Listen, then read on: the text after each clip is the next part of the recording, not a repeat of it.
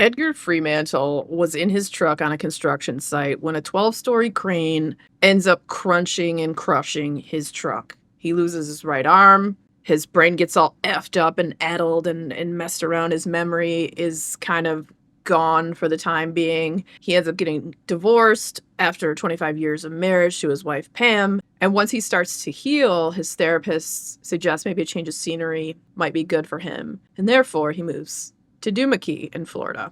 And the book we're going to talk about today is Duma Key by Stephen King.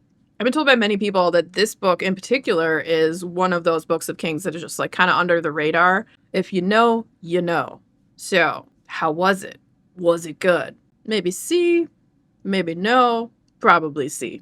So you have your main character, Edgar Fremantle, and we told you about what happened to him once that accident occurred and he was in the hospital. He had a lot of like rage and anger issues, and he was taking stuff on at his wife, and he tried to stab her twice. He also tried to strangle her with one arm. Eventually his Dr. Kamen gave him this like rage doll that kind of looked like Lucille Ball from I Love Lucy, and he named it Reba. He's like, whenever you get mad, take it out on the doll. Don't take it out on the people around you who love you and are just trying to, keep everything together. Eventually your husband is a stranger to you after 25 years of marriage. He tries to basically stab you and strangle you. And so that's kind of like puts a kibosh on that. And the Pam is like, I want a divorce. I can't do this anymore. And so that's when Dr. Kame is like, I think maybe you need a change of scenery, this, that, and the other. And so he goes down to Duma Key. And Duma Key is like a very underdeveloped island. There's only 7 houses there. And he ends up renting this house that's this big pink house that he ends up calling Big Pink. Down the way, there's this other really giant house where this older woman lives and her caretaker. And the older woman is Elizabeth Eastlake, and her caretaker is Wireman.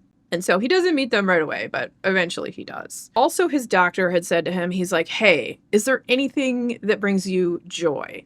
Edgar is like, well, I used to draw somewhat and sketch. And he's like, okay, maybe try getting into that again because you're going to need hedges against the darkness. He's like, okay. So when he gets to Duma, like he starts sketching. Slowly but surely, people are kind of like, oh, wow, these are really freaking good. And then eventually he starts painting. And so he has this liaison. I say liaison. His name's Jack Cantori, and he basically just helps Edgar out with everything he needs. He brings him groceries and anything that he might need, like he gets for him, like, any kind of exercise equipment or canvases and paints and this, that, and the other. And they kind of like become friends throughout this. At first, while Edgar's there, he tries to walk every day, but it's hard because he's missing his one arm and he kind of lists to one side. And so he starts taking these journeys down the beach. At some point, he sees a guy down there and he's sitting in a chair and he's drinking a beverage and, he waves to him. And eventually, like each day, Edgar gets like closer and closer. And the one time the guy's like, hey, come sit down. I got an extra beverage, extra glass for you, extra chair. And he's like, not yet, and the guy's like, oh, I could drive you back in the golf cart, whatever. And he's like, I want to make it on my own. So eventually Edgar will get there. And one of his daughters, so he has 2 daughters too from the marriage. They're pretty much grown. I mean, they're adult age. So the one, Ilsa, she is 19. And then he has another daughter, Melinda, and she's older and she's in France or whatever. And him and Ilsa have been really close, and him and her like didn't really become strangers when the accident happened, but like he felt like everyone else around him kind of became strangers. So he has her come and visit him on the key, and then at one point they decided like go drive down this road to see what's down there. And they go by like the big house where Elizabeth Eastlake lives. And she's sitting there and she's in the driveway in her wheelchair with these big blue Converse on. And she has something in her lap that looks like a weird gun or whatever. And I think they wave and then they go down the road. And when they're going down, there's all this like overgrowth and crazy like vines and stuff. As they go further, Ilse is like starting to feel like ill. And she just thinks it's like something she ate or whatever. But eventually Edgar, her dad, has to like take over. She's like barfing and he's like, no, get over here. I'm going to drive back. And he drives back and he's like, he knows it's like the island or some weird effect over in this area. But he's like, oh yeah, it must be food poisoning. He was feeling like mildly ill, but not the way she was. She was like violently ill. Eventually, she leaves. She sees some of his artwork and she's like, wow, these are amazing. You really need to have someone look at this, and like she takes one of the paintings. He's like, it's my daughter. Of course she's going to say my artwork is amazing. But then like people keep telling him this. And eventually he's like, well, man, I don't know. And someone's like, yeah, maybe you should try to show your art. And so eventually he ends up talking to Jack about that. And Jack's mother used to work at one of like the art galleries in town that was like a snooty Snooterton one that was very like high up in the art echelons and whatnot. And he gets him like kind of an in to come show what his artwork to the people who work there and whatnot. And he doesn't really have any like high hopes of this happening, but he's like, yeah, why not, So eventually, like, I remember I told you about the guy down on the beach and all that stuff. So eventually he finally makes it there and he meets this guy, Wireman. And Wireman takes care of Elizabeth Eastlake. Her family has like a long history of just tragedy that had happened. Most of it had kind of happened on the island. And Elizabeth herself, when she was younger, had suffered like a traumatic injury to her head where she also lost her memory. And so you get some of the backstory of that. Her twin sisters had disappeared at one point and they think they drowned. And then there's just like all this other stuff. The one other sister who was older ran off with this guy. Weird, bad stuff had happened. As Edgar continues to paint too, it seems like his paintings are like portals for these ghosts from Elizabeth's past, but also like his life and stuff as well. And it's really freaking weird. And the story just like builds and grows and it gets weirder and it gets scary and eerie and haunting. And the writing is sublime.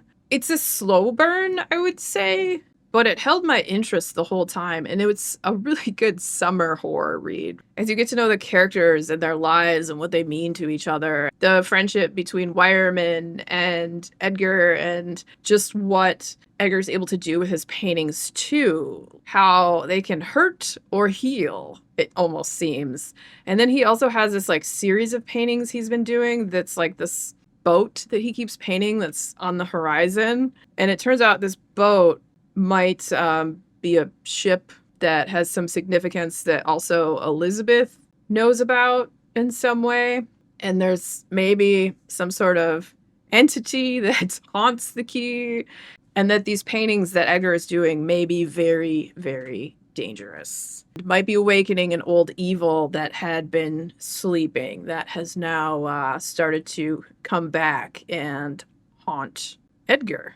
And maybe possibly still like kind of bothering Elizabeth a bit too. But Elizabeth, so she is ill and she's old at this point in time. I don't remember how old she is, but she's up there. And so she is suffering dementia and she has her good days and she has her bad days. And as Edgar strikes up a friendship with Elizabeth and Wireman, like he goes over there and sometimes he'll read poetry to her and he's talked about his art, but he hasn't shown her yet. And she starts to say like sometimes cryptic things and she, has the good days, but when she gets in her fugue state with dementia, sometimes she'll say things that are like weirdly cryptic about like a red picnic basket that's in the attic and you'll know it when you see it, and he never should have got that thing, but he didn't know. The table is leaking, like random weird things that eventually Edgar will be able to put together and figure out what's going on and what is the evil that is attached to some of these paintings that is very harmful if it gets out and near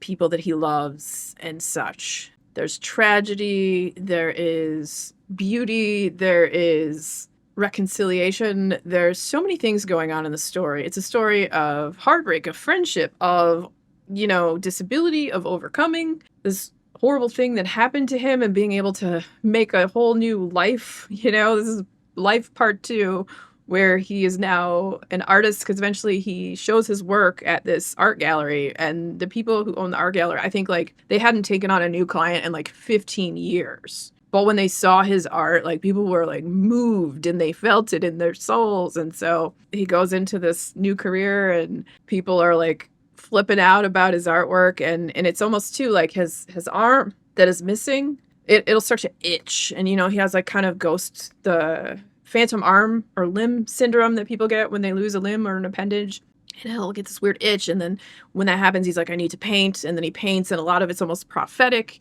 It's just Amazing book. It is probably up in the top 5, I would say, of my favorite King books. I still haven't done a video about, like, what my favorite King books are, and I don't feel like I can until I read it. I haven't read it yet, you guys. That's gonna happen this year. So, until then, I can't really make a video, I feel like, because so many people have said it is their favorite. Right now, mine is The Stand. But anyways, this book is fantastic.